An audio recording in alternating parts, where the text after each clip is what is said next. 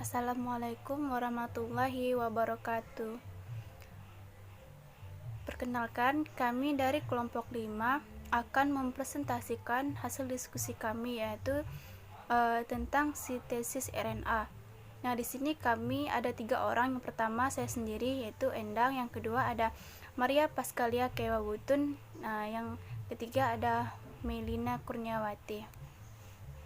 Baiklah, di sini saya akan menjelaskan tentang pengertian RNA. RNA itu adalah asam ribonukleat, dalam bahasa Inggris ribonukleat acid. Senyawa yang merupakan bahan genetik dan memainkan peran utama dalam ekspresi genetik. Asam ribonukleat atau RNA adalah asam nukleat beruntai tunggal yang tersusun atas monomer nukleotida dengan gula ribosa. RNA merupakan polimer yang disebut polinukleotida. Nah, di setiap polinukleotida tersusun atas monomer yang disebut nukleotida. Nah, di setiap nukleotida ini tersusun atas 3 bagian. Yang pertama basa nitrogen, yang kedua gula pentosa, yang ketiga gugus fosfat. Basa nitrogen pada RNA terdiri dari adenin, guanin, sitosin, dan urasil. Urutan basa-basa nitrogen tersebut dapat mengkode informasi genetik. RNA atau asam ribosa nukleat merupakan satu dari 3 makromolekul utama bersama dengan protein dan DNA yang memiliki peran sebagai pembawa bahan genetik serta memainkan peran utama dalam ekspresi genetik. Di dalam suatu genetik molekular, RNA menjadi sesuatu perantara antara informasi yang dibawa DNA serta ekspresi fenotipik yang diwujudkan dalam bentuk protein. Nah, selanjutnya struktur RNA. RNA atau asam ribosa nukleat merupakan satu dari 3 makromolekul utama bersama dengan protein dan DNA yang memiliki fungsi penting dalam segala bentuk kehidupan. RNA mempunyai peran sebagai pembawa bahan genetik serta memainkan peran utama dalam ekspresi genetik. Di dalam suatu genetika molekular, RNA menjadi suatu perantara antara informasi yang dibawa DNA serta ekspresi fenotipik yang diwujudkan dalam bentuk protein. Struktur dasar RNA ini mirip dengan DNA. RNA merupakan polimer yang tersusun dari sejumlah nukleotida. Setiap nukleotida memiliki suatu gugus fosfat, yaitu gugus pentosa dan gugus basa nitrogen. Juga bisa disebut dengan basa N. Nah, polimer ini tersusun dari ikatan berselang-seling antara gugus fosfat dari suatu nukleotida dengan gugus pentosa dari nukleotida yang lainnya. Tidak seperti DNA, RNA hanya memiliki satu pita tunggal. Seperti gambar yang di samping itu adalah struktur RNA-nya. Nah, jadi di setiap nukleotida pada RNA ini mengandung gula ribosa dengan karbon nomor 1 sampai 5. Basa melekat pada posisi 1 umumnya adenin, sitosin, guanin, atau urasil. Adenin dan guanin adalah purin, sitosin dan urasil ini adalah pirimidin. Selanjutnya, susunan kimia RNA. RNA mengandung gula pentosa, basa nitrogen, dan asam fosfat. Gula pentosanya berupa ribosa.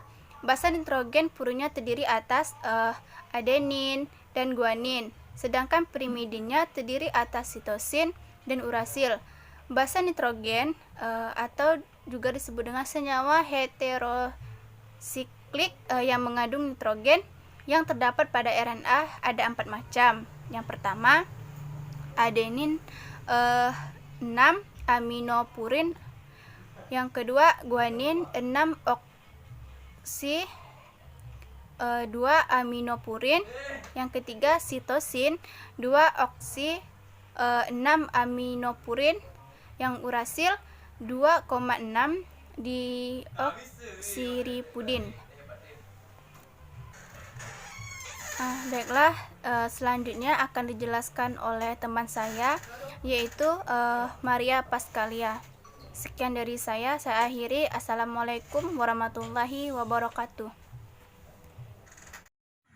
Nah, selanjutnya itu jenis-jenis RNA dan fungsinya. Pada dasarnya, terdapat 2 kelompok utama RNA yang menyusun makhluk hidup, yaitu RNA genetik dan RNA non-genetik. Nah, yang pertama itu RNA genetik. Seperti yang kita ketahui bahwa RNA genetik ini memiliki fungsi yang sama dengan DNA, di mana merupakan molekul genetik yang secara keseluruhan itu bertanggung jawab dalam membawa segala materi genetis, seperti yang dimiliki DNA, seperti pada beberapa jenis virus. Selain sebagai materi genetik, RNA pula lah yang mengatur aktivitas sel. Kemudian yang kedua itu RNA non-genetik. Nah, pada RNA ini merupakan RNA yang tidak berperan sebagai DNA. RNA non-genetik dimiliki oleh makhluk hidup yang materi genetiknya diatur oleh DNA. Pada makhluk hidup, kelompok ini di dalam selnya terdapat DNA dan RNA. Nah, selanjutnya berdasarkan letak dan fungsinya, RNA non-genetik dibedakan menjadi 3 macam, yakni RNA duta, RNA ribosom, dan RNA transfer. Nah, yang pertama itu RNA duta atau messenger RNA. RNA duta merupakan asam nukleat yang berbentuk pita tunggal dan merupakan RNA terbesar atau terpanjang yang bertindak sebagai pola cetakan pembentukan polipeptida. Nah, seperti yang kita lihat pada gambar di samping. Nah, fungsi utama RNA adalah membawa kode-kode genetik dari DNA ke ribosom. Selain itu juga fungsi lain dari RNA duta ini yaitu berfungsi sebagai cetakan dalam sintesis protein. Nah, yang kedua itu RNA transfer atau tRNA, merupakan RNA terpendek yang bertindak sebagai penerjemah kodon dari mRNA. Nah, selain itu tRNA berfungsi mengikat asam-asam amino yang akan disusun menjadi protein dan mengangkutnya ke ribosom. Pada tRNA terdapat bagian yang berhubungan dengan kodon yang dibuat antikodon dan bagian yang berfungsi sebagai pengikat asam amino. Selanjutnya yang ketiga itu RNA ribosom. Nah, pada RNA ribosom ini merupakan RNA dengan jumlah terbanyak dan penyusun ribosom. RNA ini berupa pita tunggal, tidak bercabang dan fleksibel. Lebih dari 80% RNA merupakan rRNA. Fungsi rRNA sampai sekarang masih belum banyak diketahui, tetapi diduga memiliki peranan penting dalam proses sintesis protein. Nah, RNA ini disebut ribosom RNA karena terdapat di ribosom meskipun dibuat di dalam nukleus. rRNA bersama protein membentuk ribosom, benda-benda berbentuk butir-butir halus di dalam sitoplasma. Ribosom bertindak sebagai mesin perakit dalam sintesis protein yang bergerak ke satu arah sepanjang mRNA. Di dalam ribosom, molekul rRNA ini mencapai 30-46%. Selanjutnya fungsi RNA. Nah, yang pertama itu sebagai perantara antara RNA dan protein dalam proses ekspresi genetik. Kemudian yang kedua sebagai molekul genetik yang secara keseluruhan bertanggung jawab dalam membawa segala materi genetis. Kemudian yang ketiga, bagi virus RNA merupakan bahan genetik dan berfungsi sebagai penyimpanan informasi genetik sebagaimana DNA pada organisme hidup lain. Kemudian yang keempat, RNA berfungsi sebagai enzim atau ribosa yang dapat mengkalis formasi RNA-nya sendiri atau molekul RNA lain.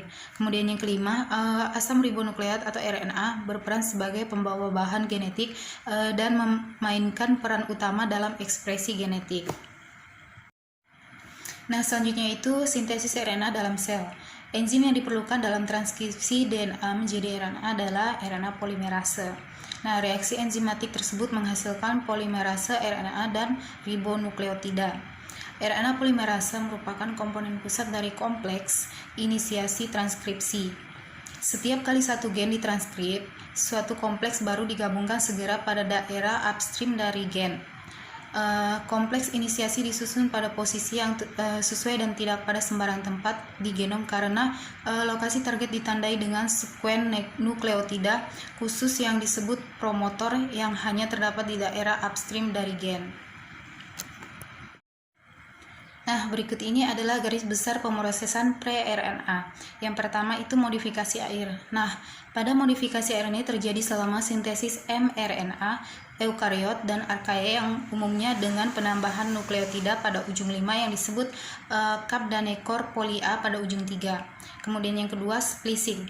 Nah, pada splicing ini adalah penghilangan intron dari prekursor RNA. Kemudian yang ketiga itu pemotongan. Nah, pada pemotongan itu peristiwa yang penting dalam pemrosesan rRNA dan tRNA. Kemudian yang keempat itu pemrosesan mRNA. Nah, yaitu di mana transkripsi prekursor RNA duta atau pre-mRNA yang baru dibuat ditransformasikan menjadi RNA duta atau messenger RNA mRNA matang. Selama penjalinan, intro dibuang dan akson digabungkan. Baik, mungkin sekian presentasi dari kelompok kami. Kurang dan lebihnya kami mohon maaf. Kami ucapkan terima kasih. Can anybody out there hear me? Hear me?